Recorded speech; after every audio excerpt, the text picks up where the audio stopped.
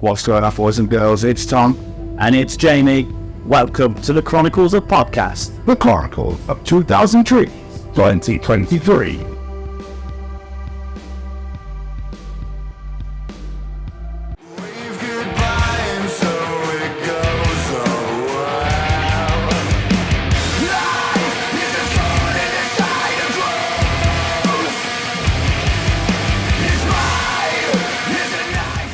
I wish I was ginger. Exactly. Oh, look at you, exactly. ginger queen. Exactly. You have the sun, I'll have the looks. Yeah. Oh, if I just handed this up. Of course. Wonderful. How are you anyway? Are you well? Fucking hot, man. It's a warm one. Would you have it any other way though? Oh yeah. I'd have it temperate and okay, and shady, overcast. You know. Yeah, I mean we kind of melt in this sort of heat. It's not for me. Yeah. It's not, I made a formal complaint when I got to the registration. I was like, fucking too hot, man. It's fucking October. Let's do it in October, like. Or in Scandinavia, fucking. Can we not play Thursday? Yeah, put me on at mid fucking day. It's like Scarlett's trying to fucking kill me off. Like, you know? The sun's at its highest. What are you trying to say? Exactly, yeah, just do it. Why not move it to the fucking equator while you're at it? Like, just go the whole hog. Just fucking inch it down to the equator. We're on stage later looking at us like, do you know who I am? Exactly, yeah. Just fucking squinting. When did you get here? Just this morning, about 10 o'clock, yeah. Okay, so how's your trees been? So I know you've played already. Yeah, it's been nice. It's fucking like, you know, wife's here, kids here. Dad and my dad and my stepmom live in between Mexico and America. That would be somewhere else. Middle America. They live in America and Mexico. Oh, okay. That makes sense. Right, okay. Yeah, so they flew over, not for this, obviously. They're not like, you know, like, oh my God, he's playing a festival. Let's go. And they don't sound like that either. They're not personal. I don't have very, like, oh my God, yes, Damien is playing 2002. We must take the jet over. No, they flew economy. Yeah, so I've not seen them for like 9 months. So, and they landed yesterday, went straight to my sister's. So the first I saw them, they were at the side of the stage with my wife and my son. So it was fucking really nice. That's amazing. Yeah, it was really nice. How was the set? Loved it. Yeah. Loved it. Like we always love playing. We've played here so many fucking times, but it's always nice to be back and kind of like. This is the first time that my son's come, so it was like it's got like a little bit of added fizz to it. Yeah, that's beautiful. Yeah, it was really nice just seeing him on stage and like, yeah, just I got a little bit mosh, but managed to fucking man it out. Sorry, but 70s mindset there. I managed to hold it together. The thing I've loved about Trezo is like there's so many different generations here. Yeah. Like I've seen so many kids here and their ear defenders on. I was watching Bat Sabbath last night and there's a young girl, she must have been about 4. Ear defenders are rocking. I was like, yeah. Go on, kid. It's great. It's great. Like it's great. We took him to Arctangent last year, and I've always been of the opinion when I've seen people with kids, I've been like, are you fucking mad? Like, are you absolutely mad? But it does actually, apart from like you have to watch him all the time to make sure they're not just disappearing into the bodies. It's really nice. Like it's just nice to see him kind of like his interest piqued by like a tent or a bin or a straw bale. He's like, what's this? It's straw bale, mate. I don't know what to tell you. I don't know what to. It's a pretty simple concept, but but to a kid, he's like, I've fucking never seen a straw bale before. Yeah. Come on, my lad. Come on, let me tell exactly. You this like, what is this wizardry? Is there anybody you're here? Do you here to see anybody else at all? I don't really know. I know that I'm going to watch Empire State Bastard, I think, and maybe Rival Schools, and maybe Zulu as well. I've heard some good things about Zulu, but Yeah, no, I usually don't really look at the lineup that much That's fair. because I know invariably what happens is I come here with good intentions, I'll go and see a load of bands, and then I just get fucked. Just get absolutely fucked. And then people are like, oh, did you see this? Nope. Probably. Didn't fucking see anyone, like, you know. And if I did, I wouldn't remember. And I'm like, you know, it's like, you know, it's just it's your time off, like, you know, like, you know. But I don't really go on holiday. This is my holiday, you know. It's amazing the amount of people we spoke to in the build-up to this festival. We even spoke to James, one of the organisers, and he was saying, like, so many people treat trees as their yearly holiday. Yeah. To go with the family. Yeah. It's great. We love talking to bands at festivals because of things like that, because everyone's just like a big family. You see people just walk up to each other and go, hi, never met you before, let's have a bit. Yeah. And you know, people just love to get there. But as an artist, do you see that on stage, looking out at the crowd, just seeing everyone just interacting and having so much fun? Yeah, you do, like, I mean, trees to me is exactly that. It's like, I see James every now and then in Bristol. I barely see any of the other organisers. And we've been coming here, we've been playing here for like maybe nearly 10 years now. And like, I don't see them for literally 12 months. And then you come and see them, and it's like you haven't been away, and just like hugging and like, let's have a beer, and it's great. And you can see that as well, like, you know, people are like really invested in this for how great it is. Like, there's so very few dickheads here. You know, like in the ratio, and I say this all the time, I think I've said this every time I've been interviewed here. This is my favourite festival. This and Arctangent are my favourite festival because any festival is a ratio of music lover to dickhead.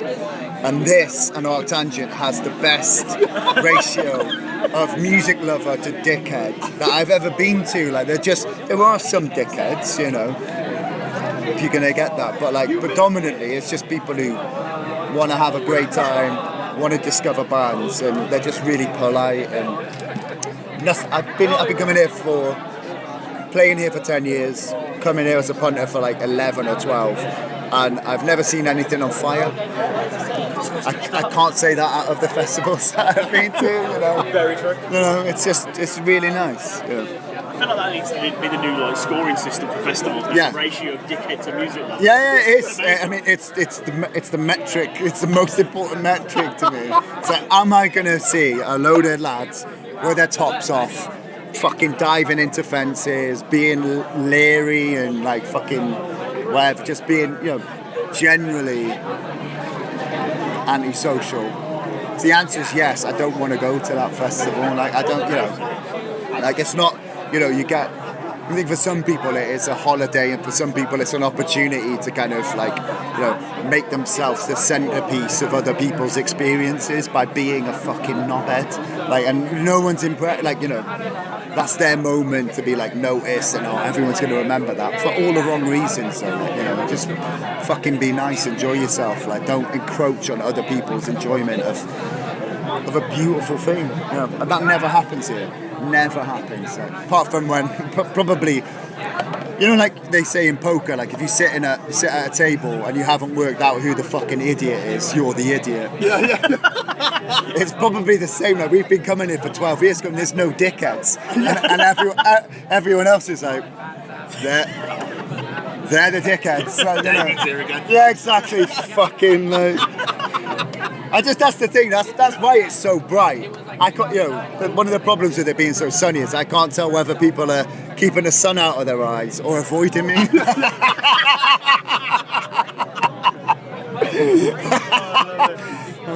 Fucking hell. So we as a podcast, we are ambassadors for the Sophie Lancaster Foundation. Okay. Familiar with Sophie and the story? I believe. Was she the girl? She was like a goth girl who was beaten up and killed. Exactly that. I am familiar with that. A similar thing happened to my sister's friend in North Wales when I would have been 16, 14. Exactly the same thing. Where her friend was chased down the promenade and beaten up on the beach by some lads, and they left him there unconscious, and the tide came in, and he drowned. So it is, but sorry. No. Continue. It's so important to tell stories like that, though. Yeah. Because about the work of the foundation and the things we're trying to achieve, things like that are going to continue happening. Yeah. Because no doubt, if the people responsible for that were caught, it was just, it was a violent act. It wasn't treated as a hate crime, which it should have been, because that's why he was targeted. Yeah. Because he was different. Yeah. And it's the reason we love it again, talking to people at festivals, because we see this as such a safe space. Because people could come here, they can just be themselves. Yeah, I agree. You know, the guys want to let their hair down, they want to wear nail varnish, they want to put a skirt on, for Christ's sake. Don't blame them on. Yeah, exactly. Yeah. You know, just be themselves and don't have to look over their shoulder and worry someone's going to run up behind them, hurl abuse them or something like that. So we love these festivals because it's such an important thing to give people that mental health break as well. Exactly, yeah. I mean, I think there is I had it, I was like fucking dyed hair and corn hoodies and all that kind of stuff, getting called a queer, fucking all the time, like walking. I grew up in like not a necessarily like massively rough area, but if you were different, you fucking knew about it, and like and I had to, fight for who I was quite a lot. And I think there is, for people who have to fight just to be themselves on a daily basis, to come and share a space with other people who have experienced that and endured that bollocks, and to have similar experiences, and then to share, a camaraderie, find common ground. It is a beautiful thing. Like, it's undeniably a beautiful thing, and it's great that music does that as well. Like predominantly that's the kind of the core thing. Like you're not listening. You look a certain way because you're influenced by the music that resonates with you, that doesn't resonate with other people, and it perhaps makes you a target. So to come here and everyone's just like, fucking get on with it, babes.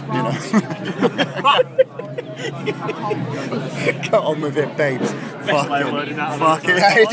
That is my mantra. Like fucking get on with it, babes. Just, You've obviously just dropped your brand new album, Galore. Has it been well received? I think so. I think so. It's such a. I've seen a few bands and artists talk about it where it seems more so than ever the window of buzz is like constricted quite a lot, or contracted quite a lot. So we spent like 4 years trying to sort the album out and get it done, and it felt like it was a weekend where people were talking about it, and then seemingly back into the vacuum of like fucking anonymity. But I think a lot of people do like it, and to be fair, I'd be lying if I said that. So part of the point of this album was that it's not about how successful this album becomes. It's about the reward of making the album was making the album, taking the creative risks, going to places that made me uncomfortable as a singer and as a writer, to find growth and to develop. And if there are mistakes there, that's fine, learn from them. But I'd be lying if a little bit of me wasn't like, I would like to find a larger audience as well, because it's easily our most accessible album.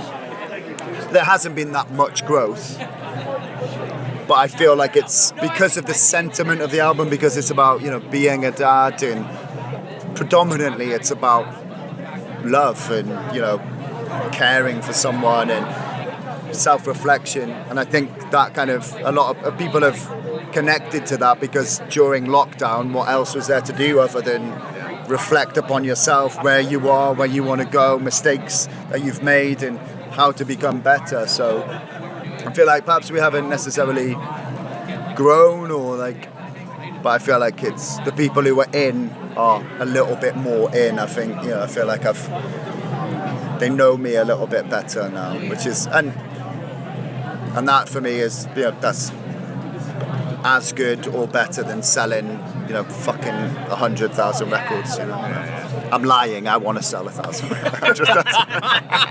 Nothing wrong with wanting both. Listen, like the album by all means, but like it's not going to pay my fucking bills. Like,